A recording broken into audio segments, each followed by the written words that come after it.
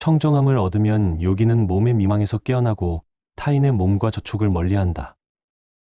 몸에 집착하는 사람은 항상 타인의 몸과 저촉을 갈망한다. 사람들은 타인의 몸과의 저촉을 사랑이라 부르지만 이는 사랑이 아니라 정욕이다.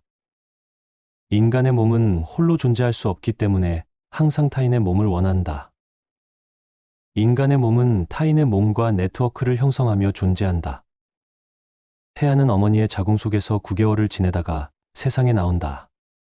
어머니의 뱃속에 있는 9개월 동안 태아는 어머니의 몸에서 모든 영양분을 공급받는다. 마치 나무에서 가지가 자라듯 아기는 어머니의 몸에서 자란다. 때가 되어 어머니의 자궁에서 나온 후에도 아기는 어머니와 긴밀한 관계를 유지한다. 아기는 어머니의 몸에서 따뜻한 기운을 흡수한다. 어머니의 따스한 기운을 제대로 흡수하지 못한 아기는 건강하게 자라지 못한다. 몸에 병을 달고 다닐 수 있다. 밥이나 우유, 각종 영양분 등 필요한 모든 것을 받는다 해도 아기가 어머니의 따뜻한 에너지를 받지 못한다면, 사랑의 감정 없이 상대와 접촉하면 열기만 전달될 뿐 따뜻한 기운은 수통되지 않는다. 열기가 사랑을 통과하면 따뜻한 기운이 되는데 열기와 따뜻함은 질적으로 전혀 다르다. 따뜻함은 따뜻한 기운과 따뜻한 사랑을 말한다. 따라서 따뜻함은 단순한 열기가 아니다. 최근 이와 관계된 많은 시험들이 진행되고 있다. 한 시험에서 아기를 난방이 잘 된 방에서 체온에 필요한 열을 제공해 지켜보았다. 그 결과 아기는 건강하게 자라지 못했다. 아기에게는 어머니의 몸에서 나오는 미묘한 사랑의 에너지가 필요했던 것이다. 자신이 상대에게 받아들여진다는 느낌, 사랑받는다는 느낌, 자신이 필요한 존재라는 느낌 등을 어머니의 몸에서 받는 것이다. 그렇게 아기는 어머니의 따뜻한 기운을 받아 이 땅에 뿌리를 내린다. 이러한 이유로 일생 동안 남자는 여자의 몸을, 여자는 남자의 몸을 쫓아다닌다. 인간은 이성에게 서로 끌린다. 인간의 몸이 반대편의 에너지를 필요로 하기 때문이다. 몸의 음양이 긴장과 에너지를 창조한다. 인간은 이를 영양분으로 흡수하여 건강하게 성장한다. 이는 자연스러운 현상이다. 아무런 문제가 없다. 비폭력과 무소유, 참된 마음 등을 통해 나날이 청정해지는 사람은 의식의 초점이 몸에서 존재로 이동한다. 참나는 언제나 완전한 홀로있음 속에 머문다. 뿌리 깊이 몸을 집착하는 사람은 자유로워질 수 없다. 집착은 다양한 형태의 속박과 질곡을 낳는다. 남자를 사랑하고 여자를 사랑할지 모르지만 인간의 내면 깊은 곳에서는 상대를 거부하는 마음이 존재한다. 상대는 나를 구속하는 존재이며 그로 인해 관계가 상처 입을 것임을 알고 있기 때문이다. 관계는 자양분을 공급하면서 동시에 사람을 속박한다. 인간은 관계 속에서 살 수 없고 관계를 떠나서 살 수 없다. 이것이 모든 이성의 문제이다. 떨어져 살 수도 없고 같이 살 수도 없고, 떨어져 있을 때는 상대를 생각하고 함께 있을 때는 떨어짐을 그리워한다.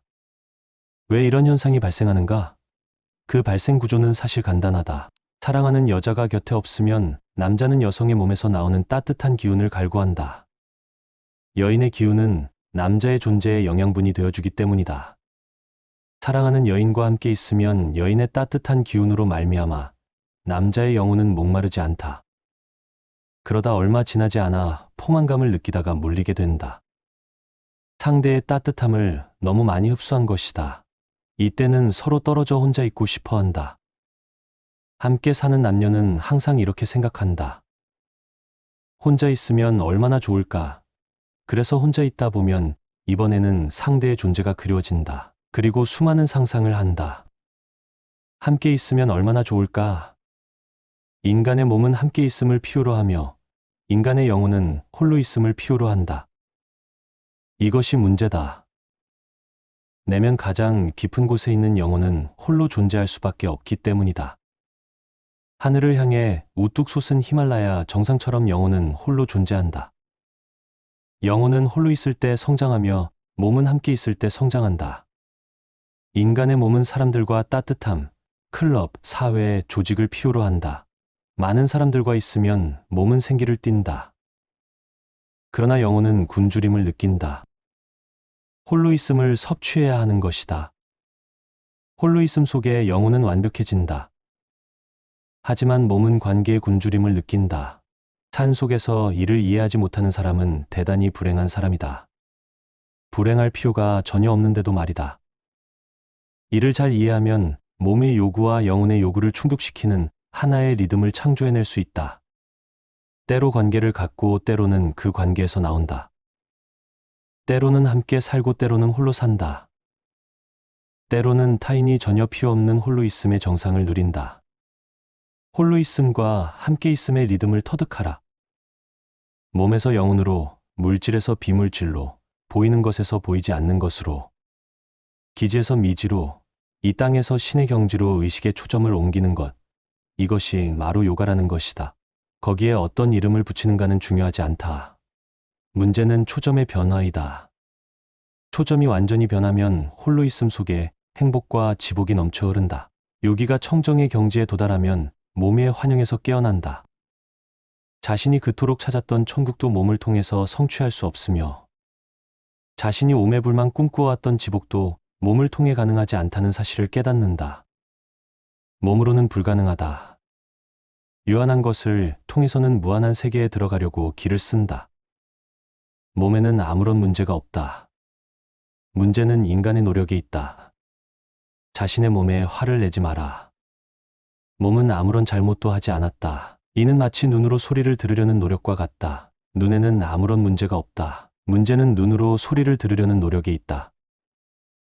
눈은 보기 위해 있지, 듣기 위해 있는 것이 아니다. 몸은 물질로 만들어졌다. 물질이 비물질로 만들어진 게 아니다. 몸은 죽음으로 만들어졌다. 몸은 죽음을 넘어선 존재가 아니다. 몸을 통해 불사의 세계로 들어가고자 하는 것은 불가능하다. 그런 것을 구하지 마라. 몸의 환영에서 깨어나면 타인의 몸과의 접촉을 멀리한다.